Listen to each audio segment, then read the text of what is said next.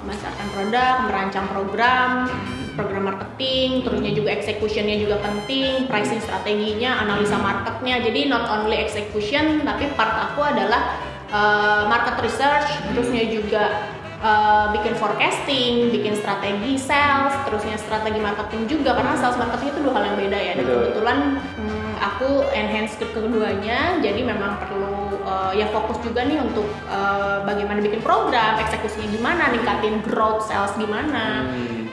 Itu sih kurang lebih aktivitas di sales marketing, dan itu seru, challenging, dan ya sales itu art ya, jadi memang perlu banyak. Habis lulus itu aku banyak berkutat di bidang HR sebenarnya. Itu khususnya di talent acquisition atau recruitment lah ya, recruitment selection gitu. Nah jadi HRD benar. Familiarnya HRD. HRD. Nah terus masuk ke Binet pun itu sebenarnya HRD awalnya. Nah itu challenging juga tuh kalau ngomongin hal-hal. Maksudnya karena kan bukan hal yang mudah ketika kita take peran yang memiliki beberapa peran lah ya, gitu kan. Di sini aku bertanggung jawab terhadap menjadi leader gitu ya, bertanggung jawab sebagai seorang mother gitu, terus juga wife. Jadi memang kita harus menempatkan diri nih kapan kita memang sebagai istri, sebagai seorang mom gitu ya, dan juga sebagai leader yang memang harus mengambil banyak keputusan. Dan gimana cara ngatur waktunya Bu, kalau boleh tahu?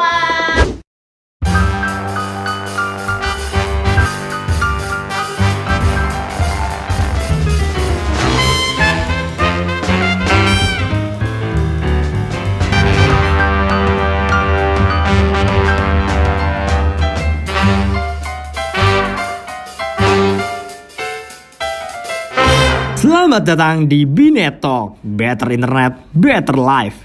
Halo Binet Lovers, dimanapun kamu berada, masih bersama saya Aldi Depeng, host paling terkece di Karawang. Dimana lagi kalau bukan di Binet Talk, Better Internet, Better Life, dan Binet asli Karawang.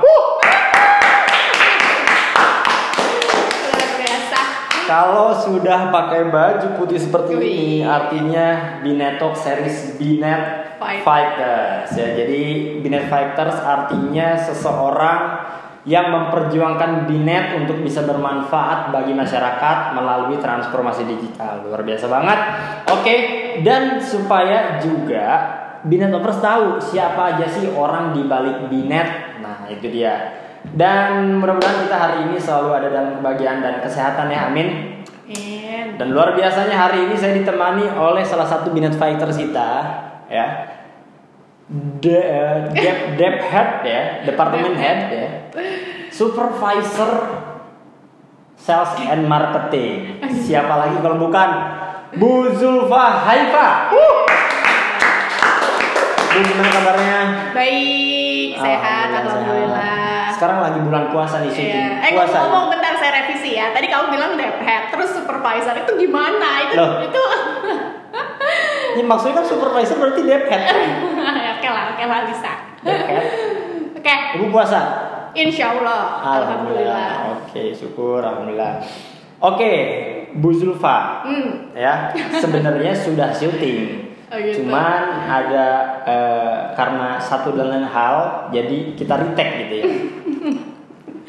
Disclaimer dulu ya, pernah syuting ya. Jadi kenapa syuting lagi? Iya gitu. Bu Zulfa, kabar baik alhamdulillah, puasa alhamdulillah juga. Sekarang lagi sibuk apa nih di sales and marketing? Kalau sekarang lagi sibuk apa? Aku lagi sibuk sekarang bangun Binet Academy. Gitu ya. Jadi di yang mungkin tadi bilang sales marketing, terus sekarang lebih fokus pada building Binet Academy gitu. Nah, jadi memang aku buat ya maksudnya bangun Binet Academy ini memang dari awal banget gitu ya. Dari mulai bikin business plan, kemudian financial plan, sampai execution plan-nya seperti apa, timeline program, sampai kepada partnership, terusnya juga dengan sekolah-sekolah, terusnya dengan Binet Army gitu ya. Dan memang end to end, jadi memang butuh fokus, sehingga memang aku lagi full ngerjain Binet Academy ini gitu. Nah, sebelum jauh-jauh ke Binet Academy, tadi kan tetap ibu sales and marketing, tapi sekarang lebih fokus ke Binet Academy. Betul. Binet Academy nanti kita akan bahas. Oh gitu. Cuman sekarang saya pengen lebih fokus bahas personal Bu Zulfanya dulu nih. Bu Zulfa tuh siapa sih di Binet gitu? Perkenalkan diri. Boleh. Oke, jadi aku Zulfa. Hai semua. Aku Zulfa Haifa. Jadi aku di Binet. Saat ini di divisi bisnis strategik ya, di bagian sales marketingnya, dan tim aku itu ada 4 orang gitu. Dan sebelum aku ke sales marketing ini berarti aku udah jalan 2-3 tahun kali ya di sales marketing. 2 tahun deh, 2 tahun di sales marketing. Kemudian ya itu sih paling perkenalannya ya. Oke.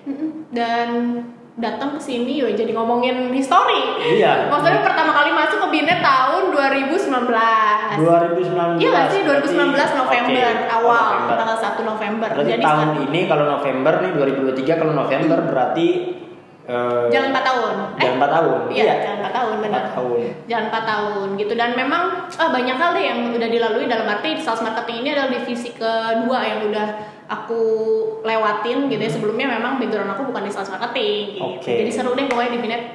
Luar biasa kalau ngomongin Binet dan menjadi Binet fighter selama kurang lebih 4 tahun, luar biasa lah.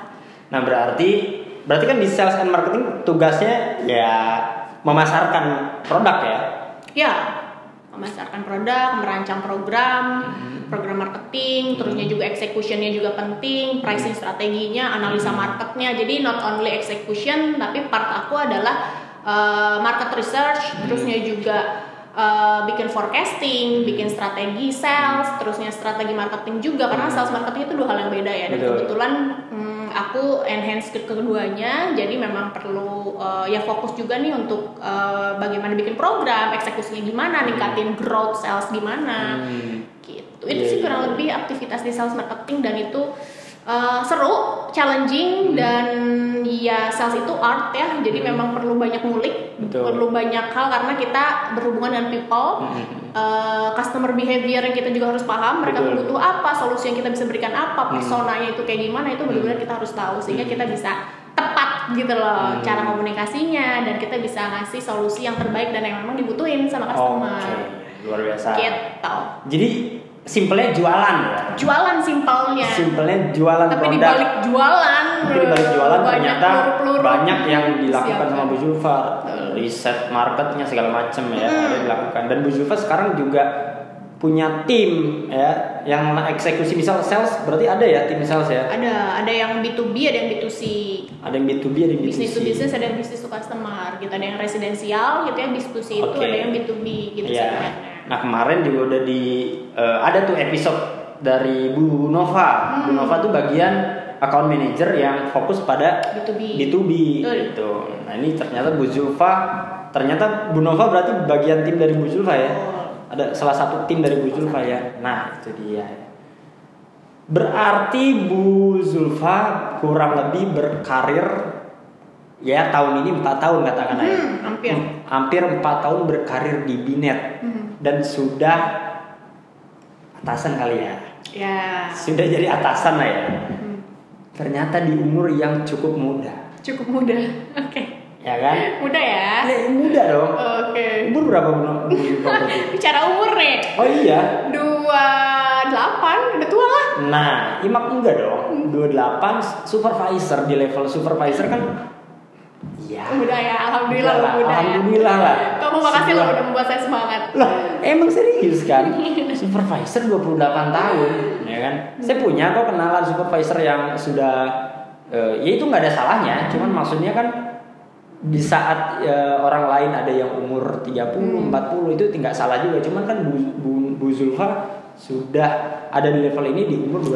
Alhamdulillah. Nah, ini kan maksudnya poinnya adalah menjadi sosok yang inspiratif gitu di umur yang sangat muda sudah menjadi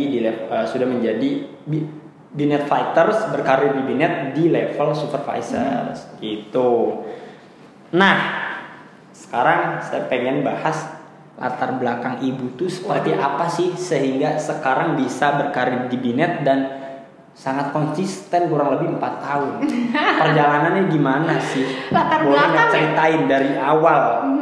Latar belakang apa nih? Maksudnya latar belakang hidup aku? Hidup, boleh. Keluarga, pendidikan. Oh ya ampun. Background Zulfa tuh siapa, apa, 5W 1 hal lah pokoknya.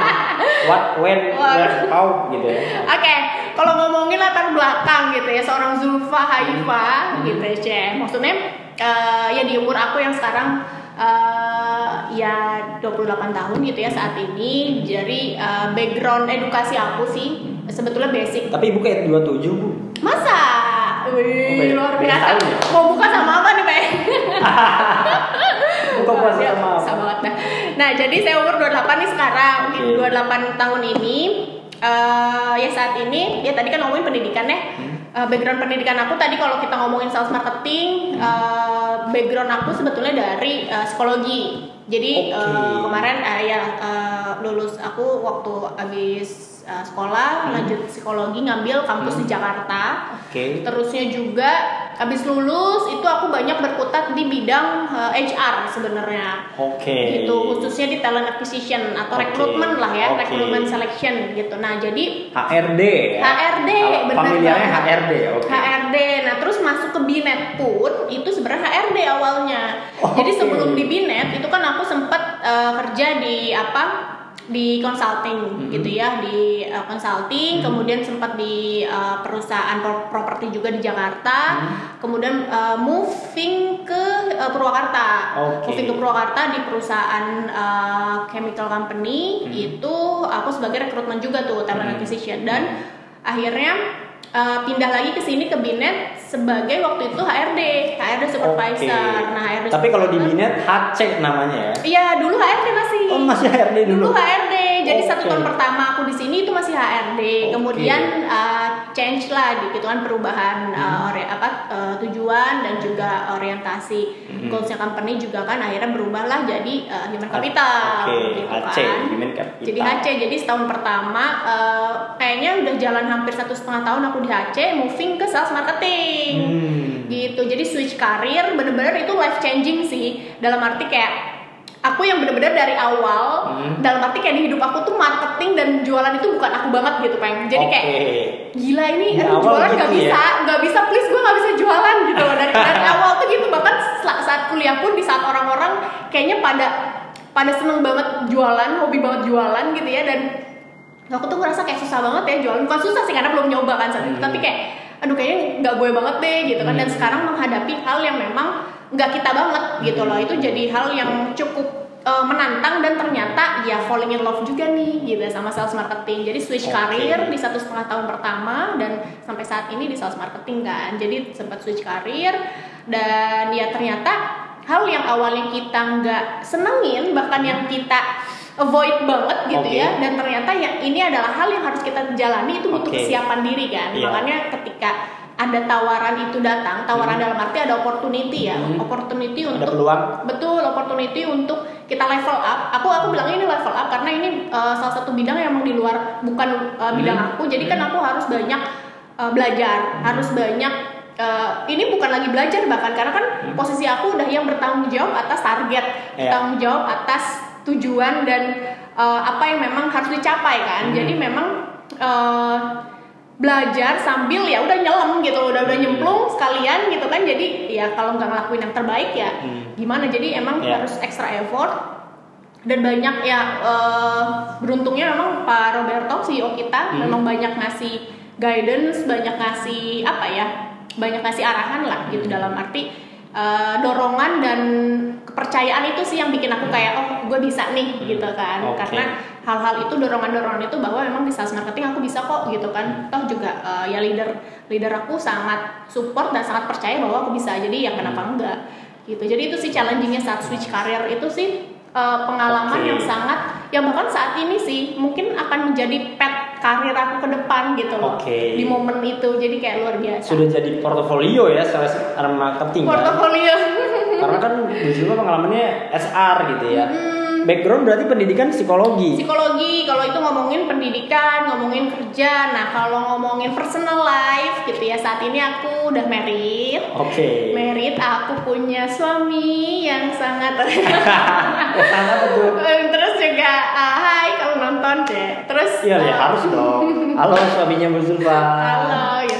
Nah terus aku punya 2 anak perempuan.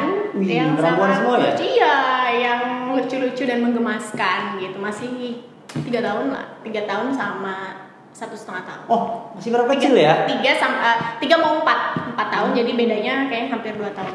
Masih pada kecil ya? Wow. Nah itu challenging juga tuh kalau ngomongin hal-hal. Maksudnya karena kan bukan hal yang mudah ketika kita take peran yang memiliki beberapa peran lah ya, gitu kan. Di sini aku bertanggung jawab terhadap menjadi leader, gitu ya, bertanggung jawab sebagai seorang mother, gitu, terus juga wife. Jadi memang kita harus menempatkan diri nih kapan kita memang sebagai istri, sebagai seorang mom gitu ya, dan juga sebagai leader yang memang harus mengambil banyak keputusan. Gimana cara ngatur waktunya Bu kalau boleh tahu? Wah, kalau ngomongin waktu. Karena kan ketika ini yang menarik. Banyak di luar sana yang saya temukan ya, itu ketika sudah married, ya udahlah paling ujung-ujungnya kalau perempuan di dapur-dapur juga ngapain pendidikan tinggi-tinggi dan ngapain harus kerja dan sebagainya, ya kan, akhirnya mengandalkan katakanlah nafkah dari suami ya. Akhirnya menjadi ibu rumah tangga. Nah ini uniknya, ibu udah punya 2 anak dan punya suami juga, bahkan sekarang berkarir jadi leader lagi. Ini kan yang jadi pertanyaan ya menarik ya, maksudnya gimana cara ngatur waktunya. Dan ibu sekarang bisa survive bahkan konsisten kurang lebih 4 tahun, bahkan malah bisa berkembang switch karir dari SR ke sales and marketing. Gimana rasanya dan apa? Luar biasa sih, karena gini, kalau ngomongin perempuan ya ujung-ujungnya tuh di dapur misalkan nafkah, itu kan stereotip yang memang berkembang lah di negara kita. Gitu, nah makanya kalau aku sih memandang bahwa kesempatan untuk berkarir itu ya berlaku mau itu perempuan maupun laki-laki, itu tidak mengenal itu siapa gitu atau bagaimana gendernya. Cuman maksudnya adalah kalau bicara manajemen waktu, mungkin life skill yang dimiliki laki-laki dan perempuan jelas sangat beda gitu loh. Nah, makanya peran-peran yang aku ambil sebagai perempuan, sebagai ibu, sebagai istri, sebagai leader di kantor gitu ya. Manajemen waktu, kalau bicara manajemen waktu itu nggak pernah ada yang memang valid gitu, dalam arti kadang 50% dalam arti 50% mungkin fokus kita terbagi gitu ya. Nah tapinya kan ada saat dimana, makanya ini kaitannya sama kita memiliki life partner yang seperti apa sih gitu. Pada akhirnya kesana sih, karena ketika kita saat ini lagi ada project yang memang aku butuh fokus dan menghabiskan waktu cukup banyak dalam berpikir misalkan dalam berstrategi, nah itu kan aku pasti bilang dulu, sharing dulu sama suamiku bahwa ya kayaknya aku bakalan lebih banyak fokus dulu nih di sini gitu kan. Misalkan malam aku bakalan ngerjain riset atau mungkin bikin presentasi atau bikin project. Jadi memang ada kalanya banyak waktu yang aku habiskan pekerjaan di rumah malam-malam. Nah itu juga setelah pekerjaan di rumah selesai, dalam arti aku bisa melayani suami aku, terusnya juga anak-anak juga udah pada misalkan bedtime mereka, dan aku harus tetap bangun untuk ngerjain yang jadi tanggung jawab aku di kantor gitu. Jadi memang manajemen waktu itu sering berubah, dalam arti fluktuatif dan nggak pernah sama gitu. Dalam arti jadinya kalau ditanya bagaimana manage-nya, lebih kepada tahu porsinya aja sih gitu. Kapan memang mungkin di rumah saat ini lagi butuh fokus lebih banyak nih, karena mungkin Aira udah mau masuk sekolah nih gitu ya. Jadi ada part-part di mana kayaknya aku juga harus lebih fokus banyak ke sekolah barunya apa segala macam. Jadi mungkin aku banyak habiskan waktu untuk misalkan izin dulu cuti gitu ya, untuk nganterin anak sekolah dulu, atau bahkan izin dulu Pak, saya izin dulu anterin Aira ya, datang ke kantor telat misalkan kayak gitu. Dan beruntung banget gitu aku kerja di culture yang sangat support untuk hal-hal itu gitu loh, dalam arti mensupport bahwa ya setiap orang di sini ya dalam arti ya ini working mom gitu kan, dia juga harus serve her family juga. Jadi nggak apa-apa izin dulu aja, misalkan nggak usah cuti, izin dulu aja, misalkan jam 10 datang kantor nggak apa-apa gitu. Yang penting kamu bisa keluarga kamu, dan ini juga culture Binet sangat emang luar biasa. Beberapa Binet Fighters kemarin syuting karena itu support Binet itu support ya, nggak toxic.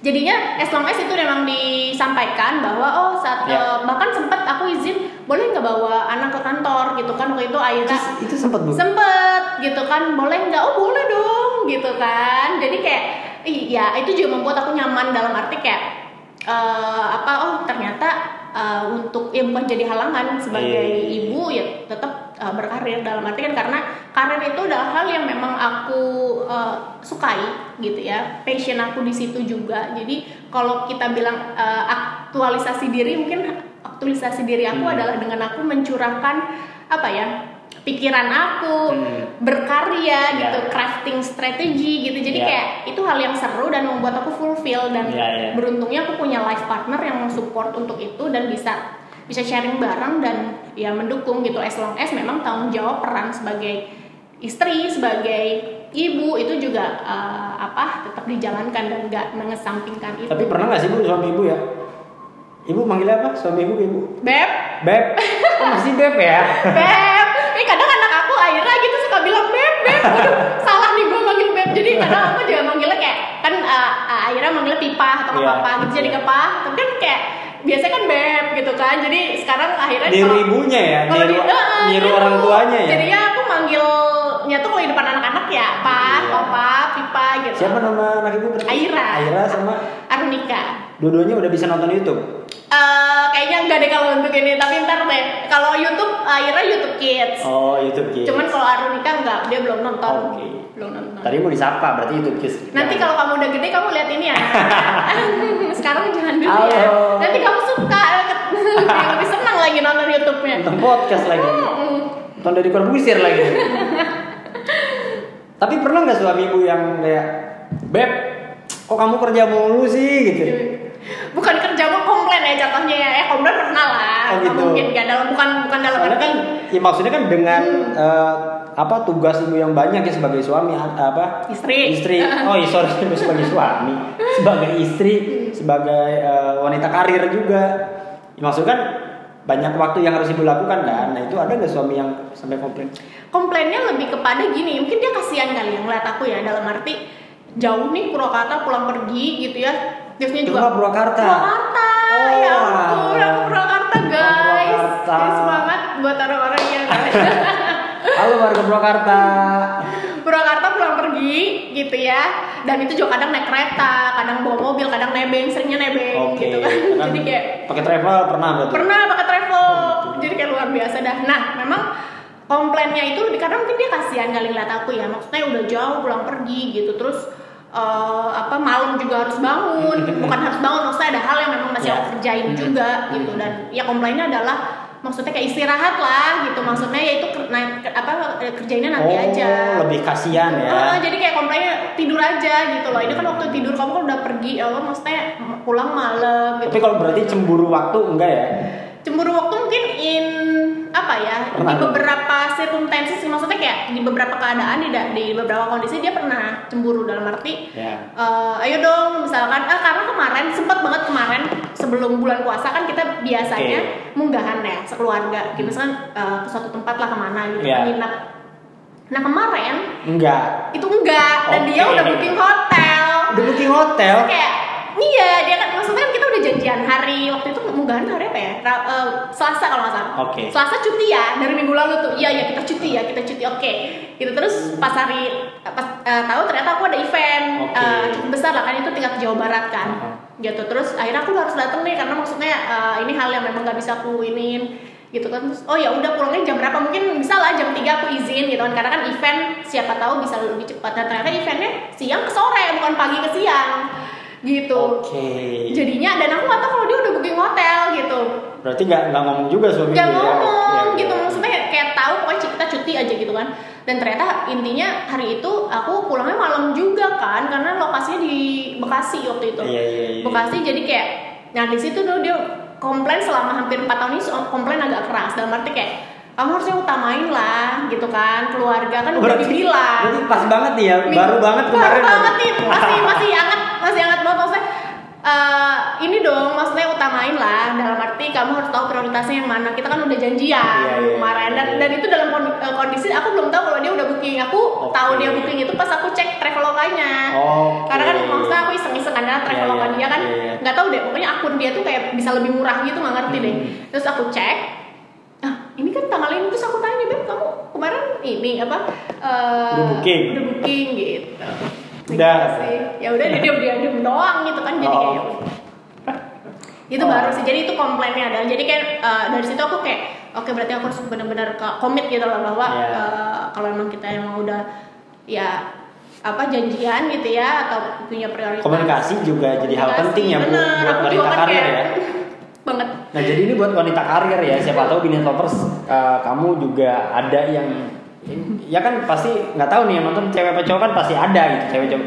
Maksudnya bagi kamu yang mau jadi wanita karir ya inilah contoh dari kisahnya Bu Zulfa gitu kan. Gimana caranya membagi waktu, komunikasi dan sebagainya gitu. Jadi mudah-mudahan ini bisa menginspirasi kamu ya. Gitu. Oke.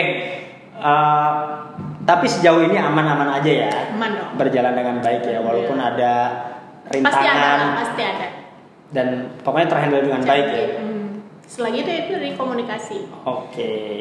Nah, Bu, sekarang balik lagi ke soal Binet Fighters. Balik lagi ke karir deh. Ibu sebagai Binet Fighters sudah berjalan kurang lebih 4 tahun ya. Mau 4 tahun.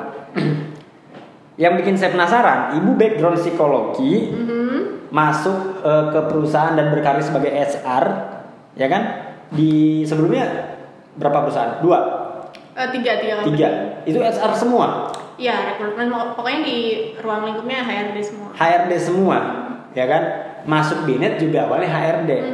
Nah, artinya kan Ibu apply nih ke Binet. Itu gimana ceritanya HRD di interview sama HRD? Itu gimana sih Bu maksudnya? Iya, emang pastilah terjadi. Gimana sih cara apply HRD nih? Ngelamar pengen jadi HRD kan udah HRD itu gimana Bu? Iya bisa aja terjadi maksudnya iya kayak sih, ya terjadi cuman maksudnya kayak lucu aja gitu ya maksudnya gimana?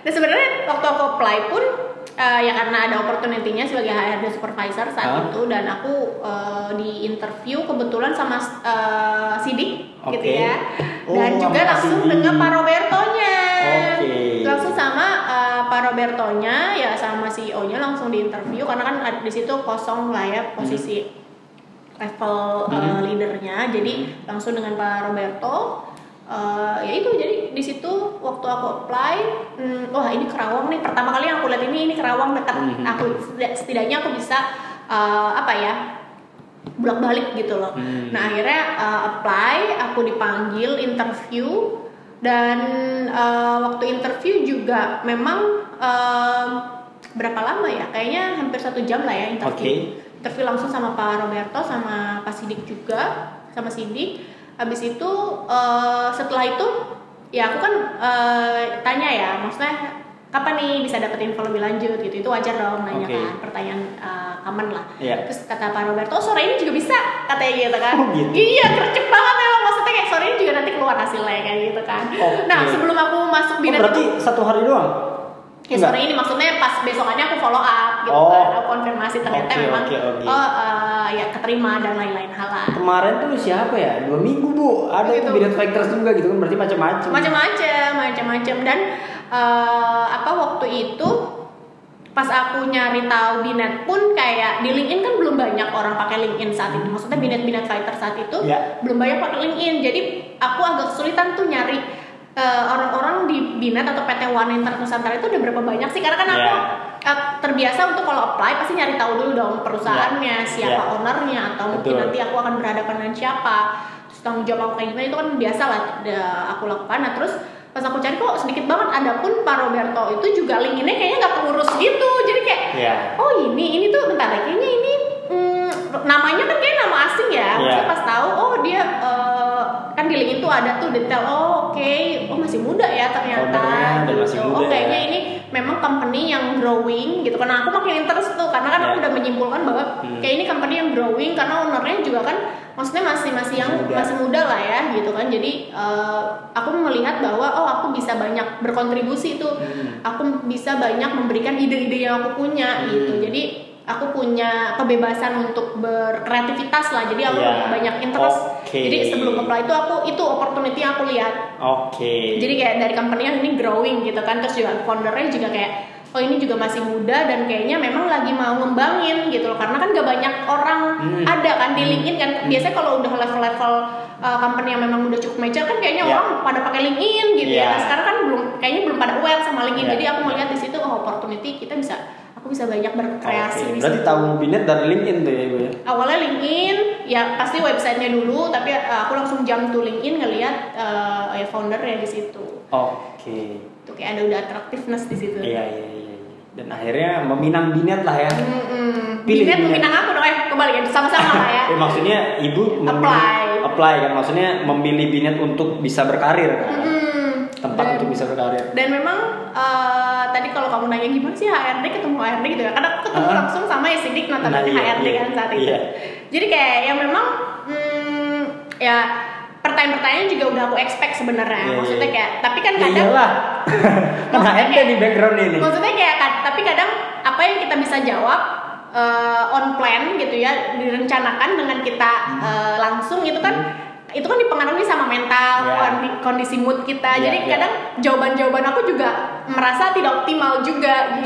Karena itu ya. Iya, kadang ada deg-degan, kayak misalkan para barangkali ngeliatinnya serius banget. Yang padahal ibu tahu bakal akan seperti apa. Padahal tahu pertanyaannya tuh sebenarnya mengarah seperti ini gitu. Cuman kan kayak banyak hal yang mempengaruhi jawaban juga gitu. Emang apa sih Bu yang ini paling ini pertanyaan gak saya ajuin ke HRD Pak Sidik. Kemarin tuh ada episode Pak Sidik ya. Itu HRD-nya Binet ya, HC sekarang HC-nya Binet tuh. Maksudnya apa sih Bu? Ini sedikit aja ya bahas kita. Sebenarnya apa sih tips untuk bisa menghadapi HRD? Ini walaupun sales and marketing ya. Tipsnya saat ini sebenarnya materi yang sering aku bawain kalau datang ke SMK. Biasanya SMK itu kan undang aku buat ngisi materi persiapan masuk dunia industri, salah satunya ya ngadepin HRD inilah gitu kan. Kalau ditanya tips sebenarnya yang bisa dipersiapkan, yaitu tadi pertama penting banget untuk riset dulu perusahaan yang kamu apply gitu ya. Jadi pas ditanya, karena common questionnya adalah basic questionnya adalah ya pasti perkenalan diri dong, ya meminta kita untuk memperkenalkan diri. Nah kamu juga harus mempersiapkan jawaban yang memang komprehensif tapi singkat gitu. Kamu bisa memperkenalkan diri kamu dari mulai diri kamu, background pendidikan, background keluarga, bahkan diri kamu, bahkan pengalaman kerja, tapi secara singkat tapi memang bisa representasi diri kamu kayak gimana. Itu yang pertama. Terus yang kedua, pertanyaan yang commonnya adalah misalkan apa yang kamu ketahui tentang perusahaan kita. Gitu kan, kita pengen ngukur nih dia sejauh mana kamu mengenal perusahaan kita dan tanggung jawab kamu di posisi ini tuh kamu udah pelajari belum? Biasanya aku nanya kayak gitu. Jadi itu untuk melihat bahwa ketertarikan kamu terhadap perusahaan kita tuh sejauh mana, se-effort apa sih kamu nyari tahu. Biasa itu sih yang aku tanyain. Dan tipsnya adalah ya kamu harus cari tahu perusahaan yang memang kamu apply, posisi kamu untuk kamu apply itu apa. Jadinya kamu tahu nih, saya apply sebagai digital marketing, ya kamu harus tahu job kamu digital marketing nanti di perusahaan itu apa. Gitu, jangan secara umum, tapi kayak kamu kaitkan dengan di perusahaan ini di bidang apa, itu lebih cakep lagi, itu lebih effort lah. Powerful. Gitu itu sih kayak tips-tipsnya. Nah ini kan bisa bermanfaat juga nih buat kamu ya. Yang mau apply ke perusahaan luar biasa. Ternyata ada tips, ada hal yang harus diperhatikan. Itu dua hal yang basic. Dua hal yang basic tapi menentukan jarang orang tuh find out gitu loh sama perusahaan yang mau di-apply. Kan kadang kalau job seeker kan apply aja banyak gitu kan, di-apply. Pas datang ya dia nggak tahu apa-apa tentang perusahaan kita kan, kita bete juga ya. Saya tipikal HRD yang males juga ya kalau dia jawaban pertama aja kurang menarik, kurang memuaskan. Jadi kadang kayak nggak banyak lebar, aku langsung kayak maksudnya nggak panjang lah gitu sesi interviewnya. Betul. Itu menentukan ya first impression ya. Seberapa memahami Anda terhadap perusahaan. Kalau di psikologi namanya halo effect namanya. Halo effect. Oke. Pertama kali kita datang duduk melihat orang ini gitu ya. Iya. Nice, luar biasa. Nah, dari SR nih, HRD kan yang menjadi berarti kan menjadi hal baru kan ketika masuk ke sales sama marketing ya. Apa yang menyebabkan ibu pindah ke sales marketing nih di Binet dan apa rasanya? Apa yang menyebabkan aku pindah? Pertama, waktu itu kan aku nyari posisi ya sales manager lah ya saat itu kan, karena kan kita sedang bertumbuh sangat cepat gitu ya, kita memang membutuhkan seorang manajer yang memang mumpuni juga. Dan ternyata itu nggak mudah gitu loh, dalam arti kita hire ternyata 1 bulan 2 bulan gitu ya, 3 bulan kan, karena kita ada probation 3 bulan nggak mencapai target, dan ternyata kesulitan juga nih untuk bahkan level manager atau leader up lah ya, itu menyesuaikan dengan cara main di sini juga kan pasti, maksudnya cara main adalah dunia salesnya pasti kan beda. Misalkan di perusahaan A dengan perusahaan B meskipun sama-sama ISP, tapi kan dia harus kenal dulu dengan market kita. Nah, challenging mencari manager, leader ke atas. Akhirnya gimana nih? Aku cukup banyak diskusi sama Pak Roberto dalam arti mengevaluasi setiap leader sales gitu ya, dalam ini kayaknya hal-hal yang memang perlu diimprove adalah area A, area B, area C gitu ya. Dan akhirnya aku di-challenge sama Pak Berto. Yang sebenarnya aku nggak ngeh itu challenge, dalam arti dia kan baik nanya, menurut kamu baiknya gimana? Coba kalau kamu sekarang nih di posisi sales misal gitu ya, yang mau kamu lakukan seperti apa? Jadi kayak sifatnya diskusi, tapi ternyata dia itu sedang interview aku untuk sebenarnya orang ini bisa nggak gitu sebenarnya. Jadi kayak testing juga saat itu. Jadi aku main di buku gitu, coret-coret gitu ya, nih kalau aku jadi sales aku bakal nyiapin tim ini misalkan targetnya sekian juta gitu ya, ini terus aku akan divide, pokoknya aku gambar-gambarin ya, mungkin di situ conversation kita jadi berkembang gitu loh, jadi kayak kalau ini strateginya seperti apa segala macam. Dan akhirnya di challenge sama Pak Berto dan di offer juga kalau kamu di sales gimana, cobain katanya gitu kan. Gak apa, saya yang backup, dalam arti backup ya, kalau ada apapun saya bisa kasih guidance, bisa kasih arahan segala macam gitu. Nah, dengan adanya offer dan kepercayaan, lebih kepada itu saya merasa Pak Roberto kayak ngasih kepercayaan gitu ya, bahwa berarti beliau melihat kapasitas atau potensi yang lain nih dari diri saya, sehingga kayak yaudah saya coba ya, kayak aku bilang gitu kan, saya coba seminggu gitu ya. Dan itu juga aku deg-degan banget, dalam arti kayak aduh ini gue jualan gimana ya, apalagi dan aku nggak bisa main di residensial kan gitu, jadi aku banyak main di bisnis gitu ya, jadi datang ke sekolah gitu kan, dan itu modal nekat, jujur itu modal nekat, dalam arti kayak aduh ini gimana ya, karena sebenarnya ini hal yang menarik. Apa tuh? Rekrutmen dengan sales itu adalah similar things gitu, similar roles yang dimana jiwanya itu jiwa hunting, jiwa hunter sebenarnya. Karena sebagai rekrutmen, karena aku banyak bergelut di rekrutmen ya, itu kan kita terus ya nyari calon kandidat, nyari kandidat gitu ya, mau itu di LinkedIn, mau itu di Jobstreet atau job portal lainnya, itu kan kita hunting ya, kita offer the job. Nah, kalau di sini kita kan offer the product gitu, dan kita pun canvassing, approaching itu juga kan kita riset. Oke, perusahaan A itu siapa IT-nya, kita kan search di LinkedIn dong. Kita offer yang biasanya aku offer job, aku offer layanan atau produk gitu kan. Dan terus juga by phone juga aku telepon juga kan, yang biasanya mungkin aku go through orangnya gitu ya. Tapi kan sekarang aku misalkan aku harus ketemu IT-nya nih, karena kan IT-nya yang berhubungan dengan internet gitu kan, yang kebutuhan dengan internet. Nah, jadi itu hal yang memang sepertinya ada kesamaan nih antara role aku sebelumnya dan yang sekarang, karena sebenarnya jiwa sales, jiwa recruiter gitu ya, itu adalah hal orang-orang yang memang jiwa hunter dan bertarget, dan karena tentang human ya, dan tentang human, betul itu, dan tentang human yang kita hadapin adalah orang. Kita harus tahu gitu loh gimana cara berkomunikasi, cara menggali kebutuhan gitu. Bahkan justru ketika seorang marketing memahami psikologi, memahami psikis manusia, itu kan powerful dan sebetulnya sebetulnya nyambung gitu. Dan dan kalau ngomongin psikologi nih ya, mungkin orang ngelihatnya aku psikologi ya, cuman nggak tahu deh ya. Selama aku menjalankan baik itu, mungkin kalau di HR banyak aku menggunakan skill-skill psikologi lah, kayak alat tes lah, instrumen apa segala macam. Kalau di sales itu kayak mungkin expect-nya kayak, oh kamu orang psikologi harusnya paham dong customer persona, gitu kan. Terusnya juga kayak customer behavior. Tapi mungkin aku nggak tahu secara sadar ataupun enggak, apakah psikologi aku terpakai apa enggak sebenarnya, gitu. Tapi memang iya itu mungkin bisa dikatakan itu nature aja, gitu. Dalam arti kayak alami aja, ngalir aja. Gitu. Yang aku rasakan yang paling strong adalah, maksudnya kalau di background keilmuan itu bagian risetnya, karena waktu aku di psikologi itu kan aku banyak riset.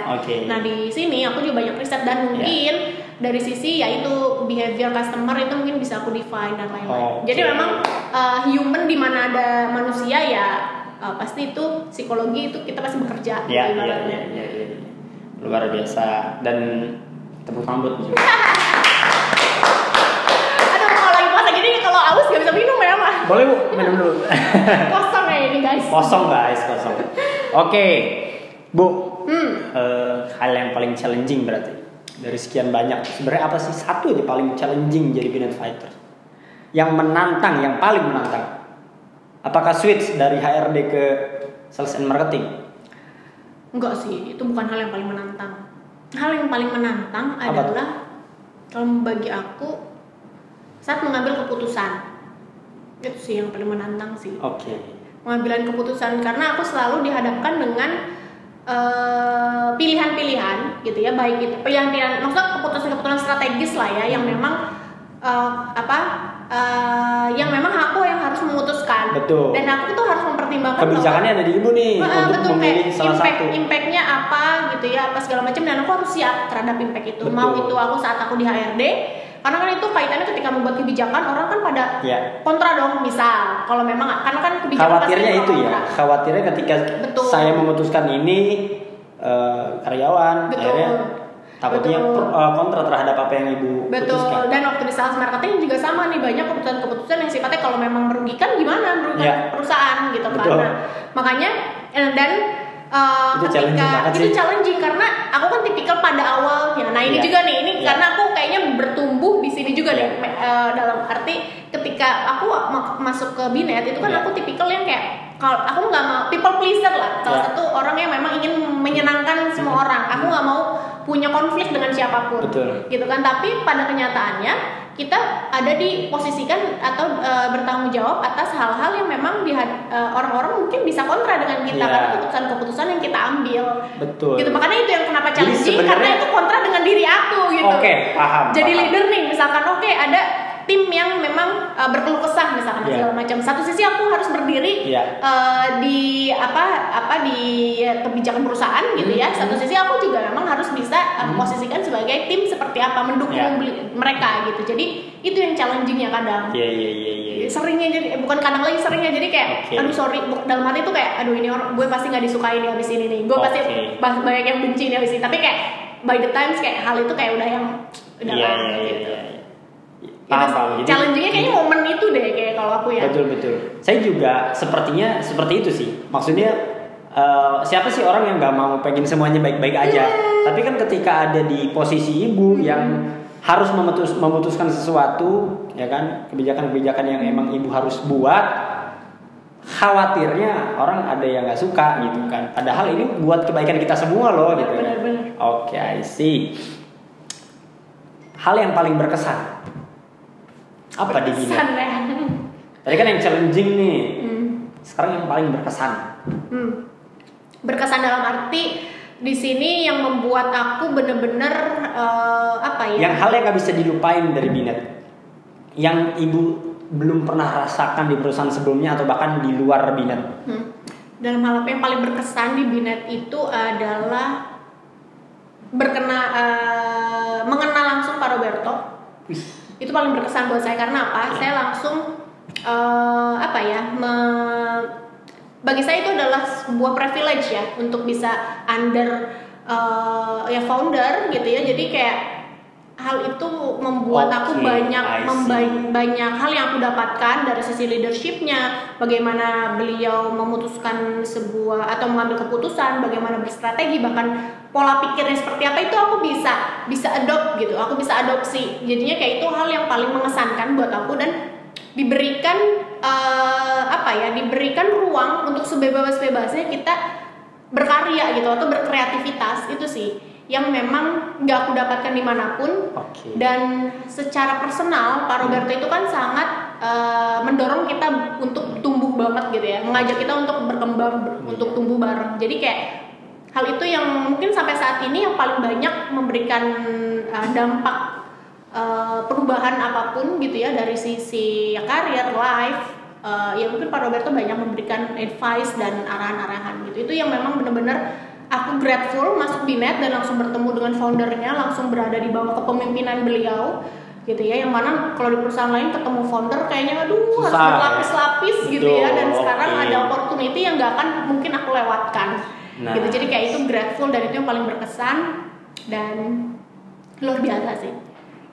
Mengenal, bertemu, dan bahkan ya kerja bareng gitu. Nice. Itu yang paling berkesan banget di Binet. Wow. Karena emang di perusahaan. Ini dia. Gak bisa kita hadirkan. Cukup fotonya aja. Oke. Itu hal yang paling berkesan. Padahal kemarin di Binet Fighter sebelum-sebelumnya ada yang ke Jogja katanya paling berkesan. Itu nggak berkesan berarti? Oh, itu berkesan. Mungkin tapi kan ini yang paling sih. Definisi kesannya mungkin beda ya. Iya sih. Itu berkesan, tapi itu lebih ke kesan yang. Nah, tadinya kalau emang nggak berkesan, saya mau langsung bilang Pak Berto. Ternyata ke Jogja kemarin nggak berkesan. Berkesan lah. Berkesan ya. Oke, Bu. Kurang lebih 4 tahun, mau 4 tahun berkarir di Binet ya. Ibu bisa survive, bisa berkembang. Ya. Pasti ada dong support system yang mendukung ibu sepenuhnya untuk bisa menjadikan Bu Zulfa seperti yang ada di titik ini gitu. Siapa support sih? System. Kalau aku ngomongin support system, itu aku bisa define dalam arti mikrosistem aku gitu ya, mikrosistem terdekat itu kan pasti family lah ya. Orang pertama pasti suami gitu kan. Suami itu kenapa itu support system terbesar aku sampai saat ini, karena kan ya kalau suami dan istri itu kan dalam arti izin ridho istri ada ridho suami ya.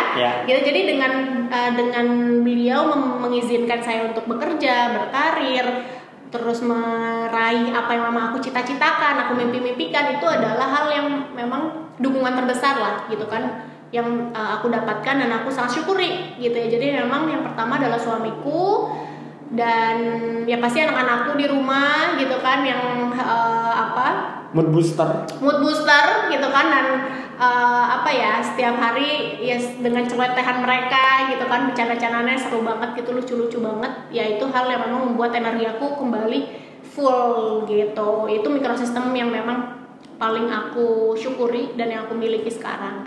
Dan kalau lebih luasnya gitu ya, pasti ya orang tua lah ya gitu kan, karena ya beliau yang membuat aku ya maksudnya papa dan ibu dan bapakku yang membuat aku sampai ada titik ini, dalam arti nguliahin aku di Jakarta, ngebesarin lah ya gitu kan, yang aku banyak jajannya gitu kan. Banyak jajannya.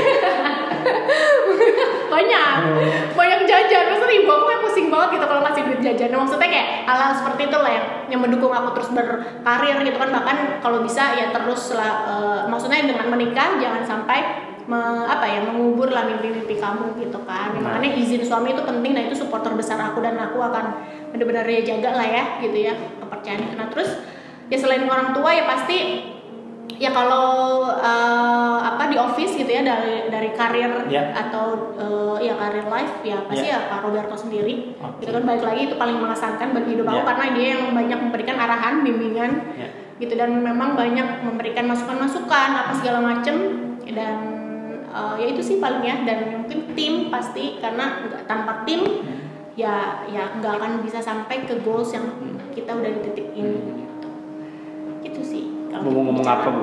Support system itu kan udah di spill berarti dari suami, anak ibu, orang tua, dan terakhir Pak Roberto ya. Dan tim ya. Mau ngomong apa Bu? ke orang-orang itu semua. Iya. Ini sesi dimana Ibu memberikan kata-kata untuk orang terkasih dan terpenting yang menjadikan support system buat Ibu. Aduh, nggak ada kata-kata bijak atau kata-kata sweet gitu ya. Apa ya? Apa dong? Saya juga tidak minta yang bijak, tidak minta yang sweet. Maksudnya kayak sarangnya gini gak sih? Ya pokoknya. Atau di breakdown di satu-satu dipisah. Misal suami Ibu. Oh, lama banget itu mah durasi atau lama. Ya udah apa dong? Semuanya deh buat maksudnya all support system yang aku miliki sampai detik ini dan ke depan gitu ya.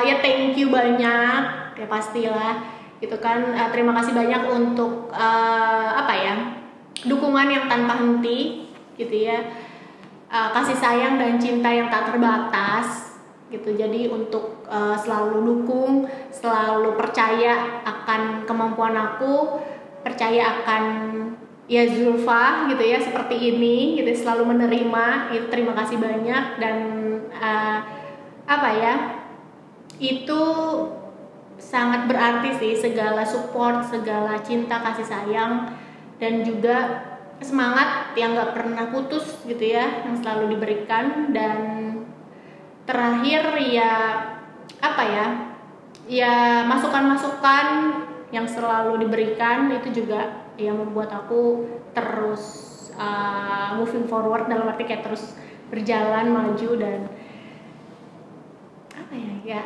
I love you so much kalian semua gitu. Oke, luar biasa sekali. Mudah-mudahan deep talk yang hanya terjadi di Binet Talk ya. Oke, Ibu, lalu kamu ketawa juga nggak apa-apa, Intan. Jadi ini ada Intan ya, Binet Army tadi. Bu Zulfa sempat spill Binet Army. Jadi Binet Army itu anak yang PKL di Binet. Nah, gitu ya. Jadi namanya Binet Army. Jadi thank you Intan udah nemenin Binet Talk juga. Oke, Bu, sebenarnya cita-cita Ibu apa sih? Cita-cita, apa ya? Nggak sih, kalau cita-cita menjadi dokter gitu. Itu ini banget menjadi ya. Menjadi polwan.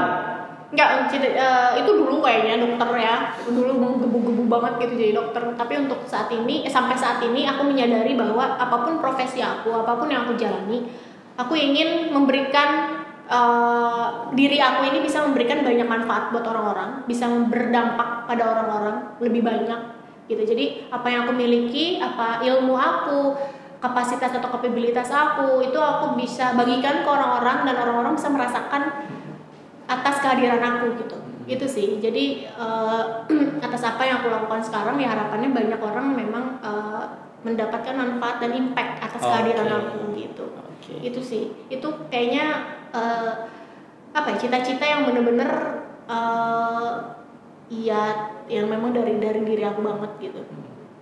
Itu sih hal itu. Jadi ya itu melalui ya ini aku cerita sedikit juga ya, karena sekarang kan aku juga lagi bangun Binat Academy. Nah, gitu ini ya. menjadi pertanyaan. Pertanyaan ya. Jadi di situ kayak aku sangat excited karena ternyata banyak banget hal yang memang bisa diberikan gitu ya melalui Binat Academy ini. Banyak hal yang ya maksudnya banyak yang bisa berdampak, memberikan manfaat, harapannya ke sana gitu. Jadi apapun yang kita jalanin ya tujuannya ya harapannya bisa memberikan ya impact lah gitu, sesuai dengan core kita ya, value kita. Amin. Gitu. Luar biasa. Tepuk tangan lagi buat Bu Zulfa. Justru pertanyaan selanjutnya adalah tadi kan cita-cita dari Bu Zulfanya sebenarnya, ya kan. Pertanyaan selanjutnya sebetulnya adalah harapan Ibu di Binet itu apa? Harapan di Binet, harapannya ya apa ya? Saya dengar kemarin katanya Binet Academy harus 5 tahun ke depan harus ada di Google. Mantap. Itu iya kan?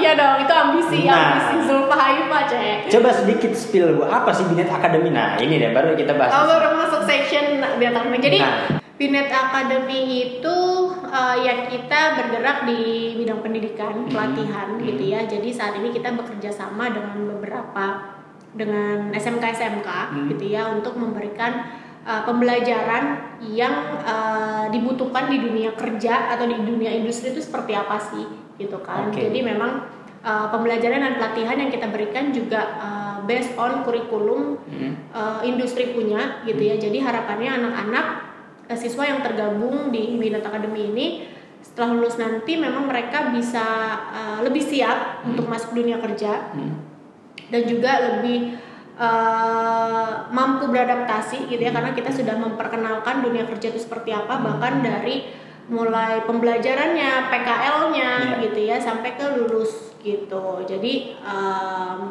di Binet Academy itu banyak kegiatan dan program-program yang ada yang harapannya di vocational education ini kita bisa membangun sumber daya manusia yang memang kompeten, yang punya daya saing dan siap untuk masuk ke industri kerja. Karena kan kita tahu bahwa pendidikan vokasi itu atau SMK lah katakan, setelah lulus kan mereka harapan bisa bekerja gitu kan, dan bisa berwirausaha ataupun melanjutkan kuliah.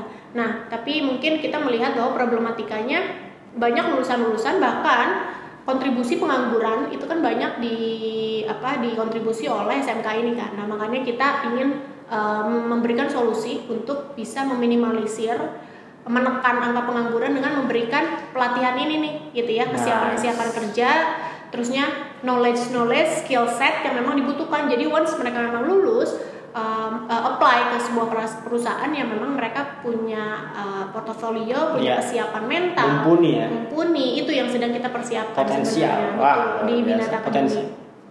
Itu sih, dan ya sebetulnya dulu udah berjalan sih maksudnya Binet Academy itu belum officially launch gitu ya, bahwa Binet Academy ini enggak, tapi dulu masih dipegang sama aku di HRD, jadi di bagian learning development lah ya, tapi bersama dengan sekolah Neskar gitu ya di Kerawang. Itu pertama kali tuh kita ada kelas industri, dan dari situ kita mulai mempelajari bahwa ternyata ini salah satu visinya Binet juga kan, untuk membangun SDM Karawang gitu. Karena kita kesulitan, jujur aku waktu di hari kesulitan banget mencari talenta di bidang jaringan khususnya, sehingga kita bersama masuk ke dunia pendidikan untuk sama-sama mendidik gitu bahwa sama-sama membangun sehingga mereka lulus, mereka memang udah match nih, udah sesuai dengan apa yang industri butuhkan. Jadi gap itu udah nggak ada lagi. Ya harapannya itu, bukan nggak ada lagi, setidaknya minimalisir lah. Itu harapannya itu sih. Gitu ada di Binet Academy ini, dan ya perlahan lah. Makanya aku lagi set up semuanya dari memang zero, dalam arti ya semuanya end to end gitu ya, bisnis plan-nya dan sampai ke eksekusi. Gitu. Iya. Dan pastinya ini dibimbing oleh tutor-tutor profesional kita ya. Nah, di dalamnya ada tutor-tutor gitu kan yang memang langsung hadir, mau itu offline, online pembelajarannya kan. Kalau offline biasanya hal yang memang butuh praktikum gitu kan. Online memang berdasarkan pembelajaran yang memang bisa disajikan secara online. Tutornya juga variatif gitu kan, dan akan lebih banyak tutor-tutor yang terlibat karena kan semakin banyak kebutuhannya juga. Iya. Gitu. Wah, luar biasa. Nah, kalau pengen lebih lanjut kepoin Binet Academy gimana sih? Kemana? harus gimana? Kalau kalian kepo kalian bisa lihat websitenya, bisa academy.binet.id atau Instagram academy binet.academy. Enggak, Instagramnya Binet Academy. Binet.academy. Oh iya. Binet.academy ya. Kalian bisa pantengin di situ kegiatan program gitu. Oke, ntar kalau bingung saya simpen linknya di deskripsi, oke? Tinggal klik aja, oke? Luar biasa, Bu. Terakhir, 3 kata untuk Binet. 3 kata. Excellent. Services. Excellent services maksudnya. Enggak bisa ya. Udah 2 kata. Excellent services. Yang terakhir people. Excellent services and people. Bu Zulfa. Yang kepikiran sekarang. Luar biasa. Gak apa-apa, ini spontan. Oke, terima kasih Bu Zulfa. Kita sudah di penghujung acara. Terima kasih udah mau diundang di Binetok. Mudah-mudahan dari apa yang sudah diceritakan Bu Zulfa bisa menjadi inspirasi kamu semua yang nonton sekarang ya. Mudah-mudahan dan bisa diaplikasikan, diimplementasikan di dunia nyata ya. Luar biasa. Sekali lagi tepuk tangan buat Bu Zulfa. Jadi buat kamu juga, Binetokers dimanapun kamu berada, kamu bisa kasih feedback sebanyak-banyaknya. Komen di kolom komentar di bawah siapa lagi yang harus diundang di Binetok selanjutnya ya. Karena banyak sekali orang inspiratif di luar sana yang harus kita undang dan ngobrol bareng dan memberikan inspirasi buat kamu semua nih. Oke, luar biasa, terima kasih banyak. Dan jangan lupa nih, like ya. Jangan dislike, kalau ketik dislike boleh tapi 2 kali ya. Sekali terus pecah lagi. Nah, jadi nggak jadi. Makanya jadi dislike ya. Oke. Jangan lupa juga share sebanyak-banyaknya. Yang pasti harus subscribe yang belum subscribe. Oke. Luar biasa. Terima kasih banyak. Saya Aldi Depeng pamit undur diri. Berikut juga dengan Bu Zulfa. Dan ini dia Binetok, Better Internet, Better Life dan Binet asli Karawang.